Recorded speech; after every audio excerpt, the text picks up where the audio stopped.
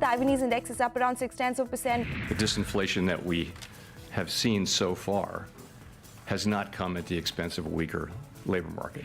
A big U-turn, and late night, the company has announced that they're going to withdraw the 20,000 crore fallen offer which was subscribed the previous day. Management was poorly advised in trying to, in a sense, ram in the FPO at the original price. The volatility of the market seen yesterday,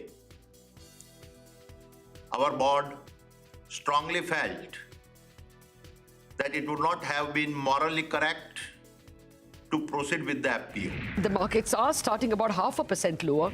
I've been very bearish on insurance for a while for exactly this reason, that they don't sell protection. Only 10% of life insurance companies is individual protection. Wealth arm is now saying that they're not going to accept Adani Group securities, both bonds and stocks, as collateral for its wealth unit. Currently, the Nifty is down 27 points. ULIP and term products are excluded from this tax. It's the savings life insurance policies which will come under the ambit. US specialty revenues stood at about $235 million, growing at 28%. UDP will be another mode of payment. It's replacing the physical cash. Nifty is down 66 points.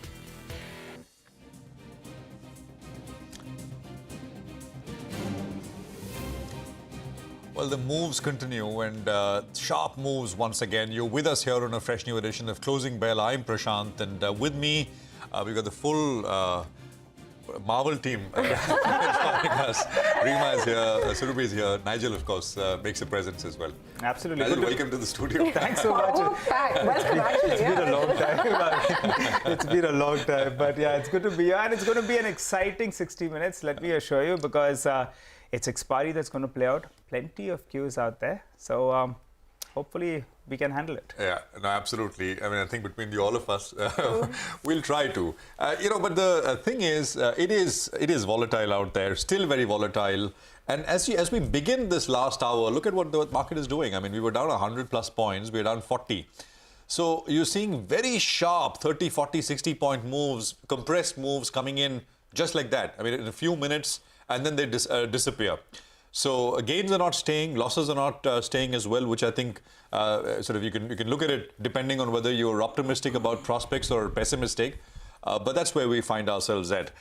I said this in the morning, and I think it still holds true that incrementally, if you just broadly want to think about what this dire Adani news flow does to the market, incrementally the Adani news flow the impact should moderate on broader markets. I mean, it's not possible that every day you will have, it is possible that every day you'll have a Adani headline, but it doesn't seem possible that, the market will sell off on the same issue with the same intensity. We've had 2 days, actually, this is the third day that we've had, I think, you can call this a third day of significant market volatility because of this issue. But I think as we move forward, maybe this moderates. The impact itself moderates because there is no, it becomes a known entity in that sense, even as we find out more in terms of how this goes. Just one thing, and I don't think we were just discussing this before we hit air, that I think one thing which has not been discussed is, what's happening globally. And it's seeming very, very good from a global price action perspective and news flow as well.